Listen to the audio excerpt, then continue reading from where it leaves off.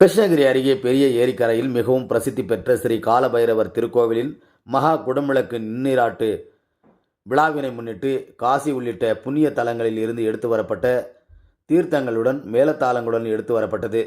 கிருஷ்ணகிரி அருகே உள்ள பெரிய ஏரிக்கரையில் சுமார் 840 ஆண்டுகள் பழமை வாய்ந்த பிரசித்தி பெற்ற ஸ்ரீ காலபைரவர் திருக்கோவில் அமைந்துள்ளது. இந்த இந்து அறநிலைத்துறையினர் கட்டுப்பாட்டில் உள்ள இந்த திருக்கோவிலில் மகா குடமுழக்கு நன்னீராட்டு விழா வருகின்ற 12ஆம் தேதி நடைபெறவுள்ளது.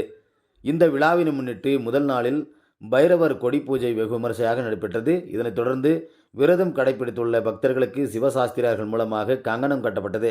2வது நாளாக புண்ணிய தலங்களிலிருந்து காசி, ராமேஸ்வரம், கங்கை, யமுனை, காவேரி, அனுமான் தீர்த்தம், தீர்த்தமலை, வஜ்ரபல்லம் ஆகிய புண்ணிய தலங்களிலிருந்து எடுத்து வரப்பட்ட தீர்த்த கலசங்களுக்கு சூரான்குட்டை, பையம்பட்டி, திப்பனப்பள்ளி, தானம்பட்டி, நல்லூர் உள்ளிட்ட பல்வேறு கிராமங்களுக்கு எடுத்துச் சென்று சிறப்பு பூஜைகள் செய்யப்பட்டு பின்னர் பெரிய மலை அடிவாரத்தில் வைத்து சிவசாஸ்திரியார்கள் சிறப்பு பூஜைகள் மற்றும் கற்பூர ஆராதனைகள் காண்பிக்கப்பட்டது.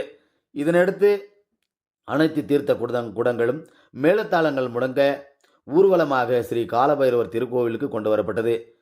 அங்கு ஸ்ரீ காலபைரவர் சந்நிதியில் வைத்து திறப்பு பூஜைகளும் அபிஷேக பூஜைகளும் நடைபெற்றன. இதனைத் தொடர்ந்து வருகின்ற 12ஆம் தேதி தமிழக காங்கிரஸ் தலைவர் செல்லப்பெருந்தகை மற்றும் தமிழக அமைச்சர்கள் முன்னிலையில் காலபைரவருக்கு சுவாமிக்கு மகா குடமுழக்கு நன்னீராட்டு விழா வெகு விமர்சையாக நடைபெற உள்ளது.